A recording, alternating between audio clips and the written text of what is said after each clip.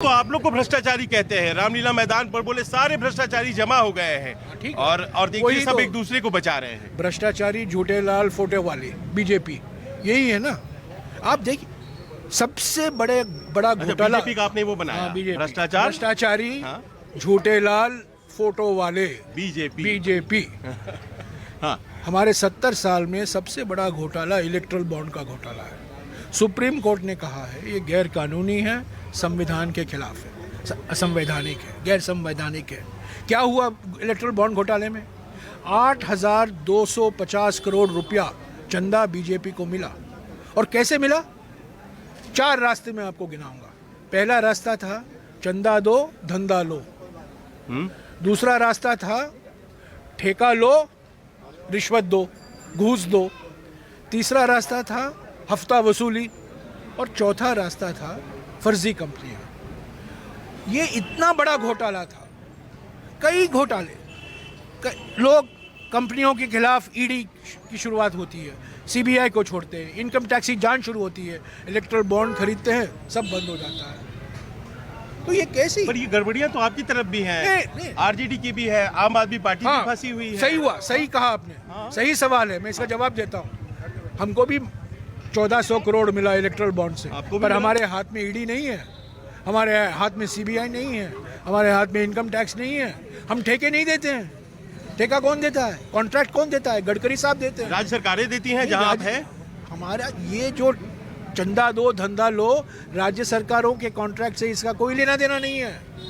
चंदा दो धंधा लो हाईवे प्रोजेक्ट जो केंद्र सरकार देती है, ब्रिज, टनल, हाईवे, बड़े बड़े प्रोजेक्ट, ये केंद्र सरकार की ठेके हैं। चंदा दो धंधा लो। मैं राज्य सरकार की बात नहीं कर रहा हूँ। और तेलंगाना में 10 साल से हम तो राज्य सरकार में थे ही नहीं। कर्नाटक में हम पिछले 5 साल में सरकार में लाभार्थी तो है ना इलेक्ट्रोल बॉन्ड के। इलेक्ट्रोल बॉन्ड पर से कोई गलत 8,200 करोड़ रुपया और उससे 4 लाख करोड़ के धंधे दिए हैं। चंदा लिया है और धंधा लिया है।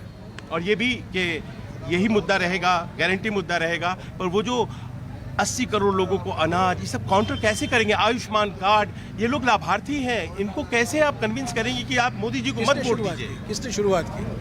जब हमने खाद्य सुरक्षा कानून, आपका पैसा आपका हाथ, आपने किया। सुनिए ना, प्रेस कॉन्फ्रेंस मुझे सुनिए ना, सितंबर 2013 में राष्ट्रीय खाद्य सुरक्षा कानून पारित हुआ।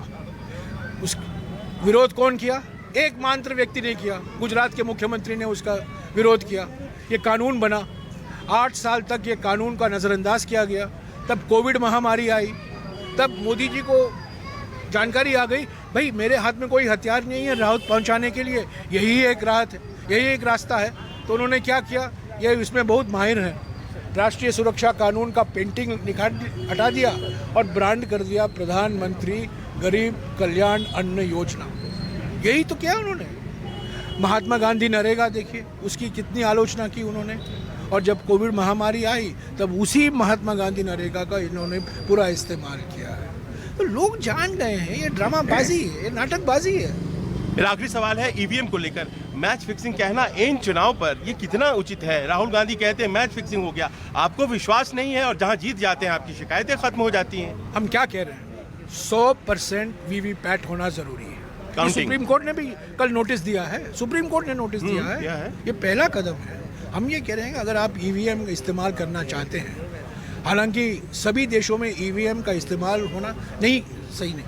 कई ऐसे देश हैं जिन्होंने, जर्मनी ने कहा है, डेवलप कंट्रीज भी हैं, सब कहा है। पर ठीक है, हम चाहते हैं कि हम डिजिटल इंडिया है, हम दिखाना चाहते हैं कि उसी शाम को हर चैनल में डिबेट हो नतीजे पर। ये वास्तविक है। पर ईवीएम का इस्तेमाल करने के साथ साथ आप 100% वीवीपैट भी इस्तेमाल कीजिए, ताकि आपको विश्वास है कि आप जब जो बटन आपने दबाया है वो सही बटन, सही चॉइस निकला है। लोग क्या कह रहे हैं कि हम बटन दबाते हैं पंजा और निकलता है लोटस कमल। ये कैसे होता है? आपको लोगों का विश्वास होना चाहिए ना। 2009 में आडवाणी जी कहते थे, तब तो आप लोग बात नहीं मानते थे। और किसने किताब निकाला था ईवीएम के खिलाफ? उन्होंने ही निकाला। जीवीएल नरसिम्हा राव। जीवीएल नरसिम्हा राव कौन है? बीजेपी के सांसद। और उसकी प्रस्तावना किसने की थी? समर्थन करते थे ईवीएम का 2004 के बाद से, जब से लागू हुआ। कल की बात पुरानी। चलिए। Thank you so much Jairam, हमसे बात करने के लिए, व्यूज कांग्रेस के शेयर करने के लिए। और ये पूरा इलाका देख लीजिए आप, इस जगह को देख लीजिए, और ये तैयारी कांग्रेस की है, जिस तरह से वो एक बार फिर से जमकर यहाँ चुनाव लड़ने की तैयारी कर रही है। दिल्ली में 3 सीटें उसके पास है और गारंटी की जरिए कोशिश इस बात की कि मतदाताओं को अपनी तरफ किया जा सके। क्या ये आसान होगा? देखने वाली बात ये होगी। कैमरामैन अविनाश के साथ संजीव त्रिवेदी, न्यूज़ 24 दिल्ली।